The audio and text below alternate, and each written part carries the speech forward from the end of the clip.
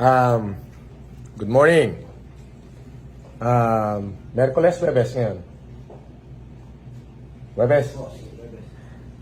Webes ng umaga. Sa lahat po na makakarinig nito, ito po ang aking offer. Kung sino ho ang makakapagturo sa akin ng mga taong nag-wiretap sa akin at ng mga nagpapalabas ng fake news, yung original na pinanggagalingan ng source na nagpapalabas ng fake news ko, kung maituturo nyo, at yung mga taong nagbabayad para siraan ako, magbibigay ho ako ng 3 milyong piso. Kung sino ang makakapagturo sa akin ng original source at ng mga taong nagbabayad para sirain, pag-away-awayin at siraan ako, magbibigay ho ako ng 3 milyong piso. Ipakalat niyo po yan. Yan ho ay totoo. Basta yung source na may ebidensya na sila ay tumanggap ng bayad mula sa taong ito para sirain ako, magbibigay ho ako 3 milyon. Makipag-coordinate lamang po kayo kay Yama de la Cruztan o kaya sa aking abogado. Maraming salamat po. I-PM nyo po ako. I-PM nyo kami, basta totoo. Magbibigay ho ako ng 3 milyon pabuya. At ang kakasuhan natin yan ng anti-wiretapping law, at bukod doon sa anti-wiretapping law, ay yan ho, malalaking kaso, ikakaso natin dyan. Basta ituturo lang ho kung sino ho ang nagbabayad at ang original source ng paninira laban sa akin. Magbabigay ho akong 3 milyon. Opo. Isumbong nyo lamang ho sa akin. At kailangan ho, pag sumbong nyo, paninindigan nyo yan, sinumbong nyo na yan. Magbibigay ho ako ng 3 milyon. Maraming salamat po. Cash po yan. 3 milyong cash. And I'm live. Nako, good evening ho. Mahahalata bang bagong gising ako? Di ba, pogi pa rin.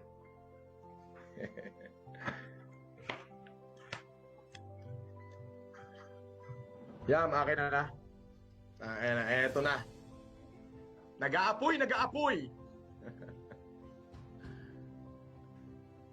Nag-aapoy ako ngayon. At mga kaibigan, nakita niyo ho bang bumuga ng apoy ang dragon? Meron ho tayong pag-uusapan ngayon. Isang matandang reporter na fake news din ang lakad.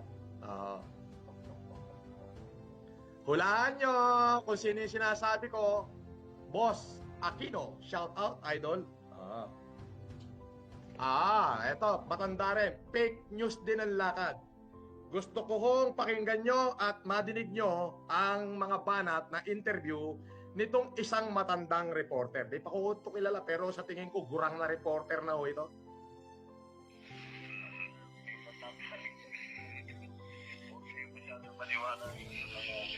Yan.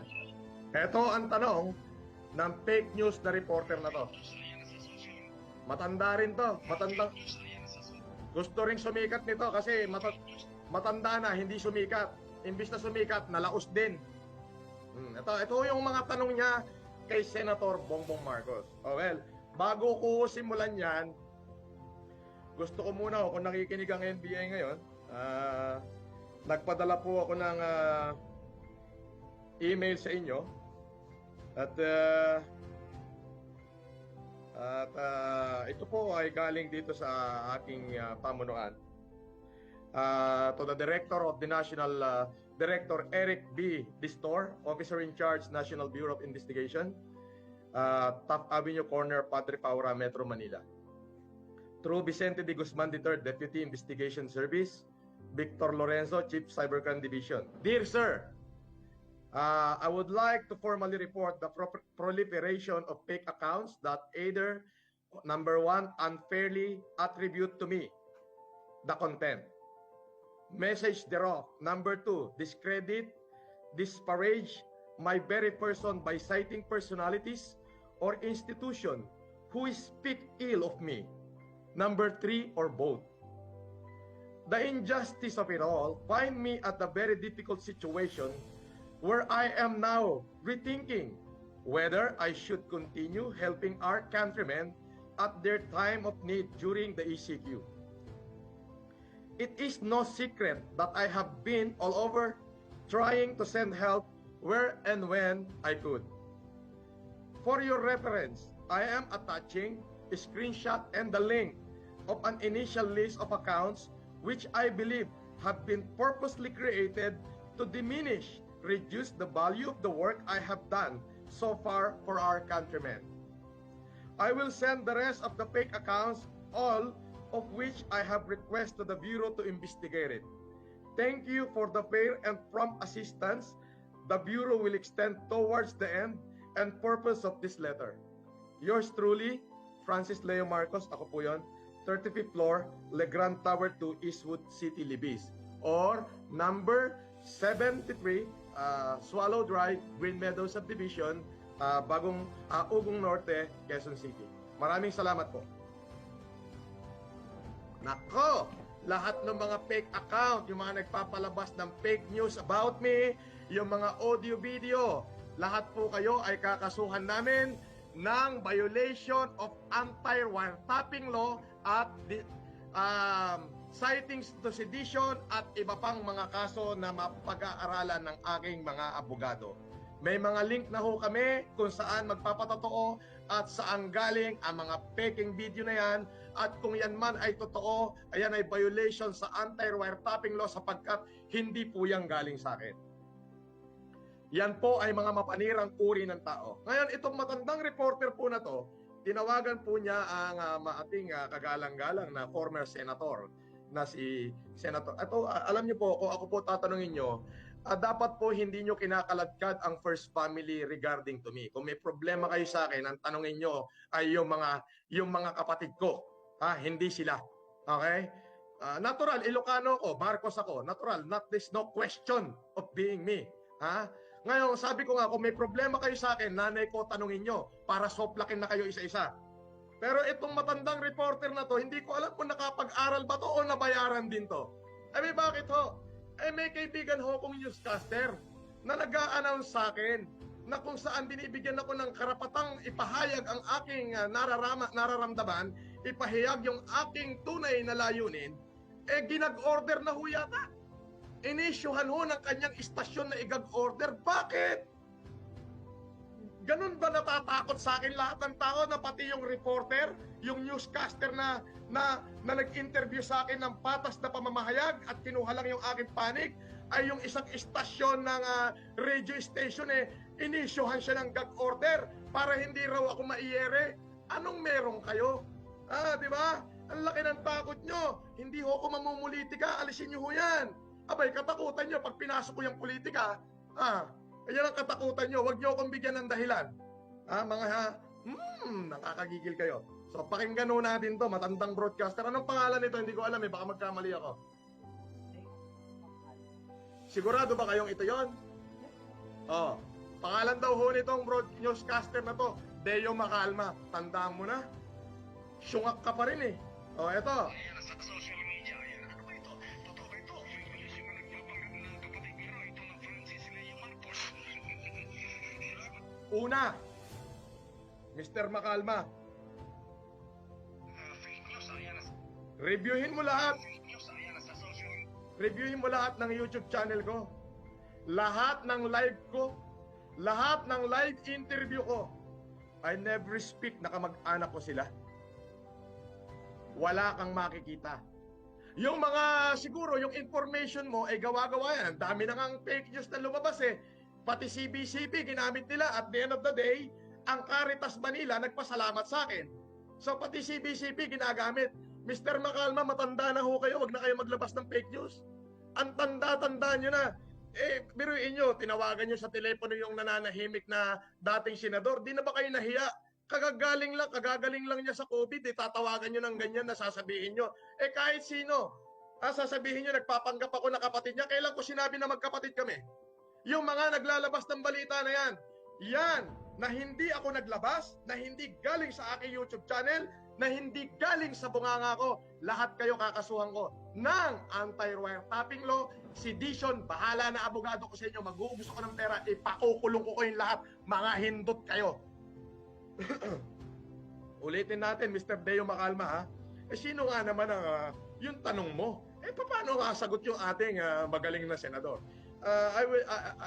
I will speak today in my behalf. Alam nyo, ako, wala tayong sound effect, wala tayo lahat. Magsasalita lamang ako ng according sa akin. Ito, ano to real talk tayo. Wala tong fake news. Ito, lumalabas sa bibig ko. Mr. Macalma, kailan mo narinig na sinabi ko na ako'y nagpapanggap na kapatid ni Bongbong? Di ibig sabihin, fake news din ang lakad mong hindot ka. Di ba? Tama ba? Paano mo sasabihin na kailan mo narinig? Bibigyan kita ng 24 oras na ilabas sa akin na narinig ko sa bunganga ko, na kinlaim ko na magkapatid kami ni Bongbong Marcos. Kapag hindi mo yan na ilabas, araw-arawin din kitang animal ka. Maniwala ka sa akin ka na aatakihin ka na sa akin.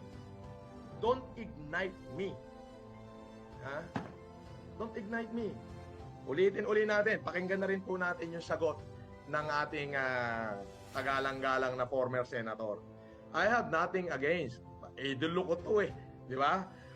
Kung yung may nagsasabi na kami magkamag-anak, let the history take its course. Now, if you ask me kung kaano-ano ko si senador, si dating senador, ito po ang sagot ko, Mr. Macalma. Maliwanag sa bunganga ko galing. Okay? It is a privileged communication. But I have not the liberty to divulge any information pertaining to the first family. As I have said, they are my inspiration. Yun lang. Yan ang narinig mo sa bunganga ko, Mr. Deo Macalma. Kaya binibigyan kita ng 24 oras na maglabas ng statement, ng pruweba na galing sa bunganga ko, mismo dito sa YouTube channel ko o sa lahat ng mga live ko.